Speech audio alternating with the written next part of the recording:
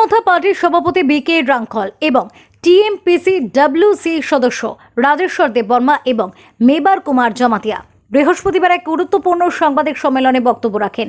বক্তব্য রাখতে গিয়ে তারা বলেন, আজ মুখ্য নির্বাচন কমিশনারের নিকট এক ডেপুটেশন তারা মিলিত হয়েছিলেন।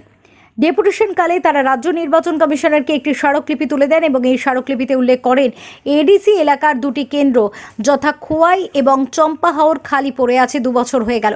পাশাপাশি ভিলেজ কাউন্সিলের নির্বাচনের দাবি জানায় তারা। যদিও নিয়ম রয়েছে 6 মাসের ভিতর উপনির্বাচন করার, রাজ্য সরকার এই ব্যাপারে কোনো পদক্ষেপ না নেওয়ায় আজকের এই ডেপুটেশন বলে জানান মথা নেতৃত্ব। পরবর্তীকালে রাজ্যপালের হস্তক্ষেপে মোটামুটি একটি সিদ্ধান্ত হয় অগস্ট মাসে পঞ্চায়েত নির্বাচনের পর 4 মাসের ভেতর এডিসি দুটি খালি কেন্দ্র এবং ভিলেজ কাউন্সিল নির্বাচন অনুষ্ঠান করা হবে।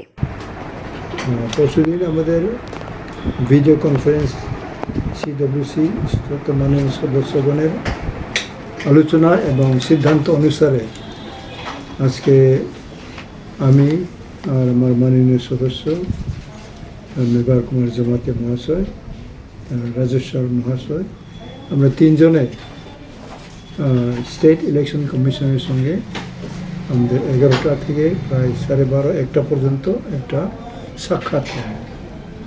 সেই সাক্ষাতে আমাদের মেমোরান্ডাম অনুসারে আমরা এখানে এটার উপরেই যত আমাদের প্রেশার যে আমাদের 2টা যে পেন্ডিং যে এডিসির এই কনস্টিটিউয়েন্সি এটা কোনো বাই ইলেকশন হয় নাই।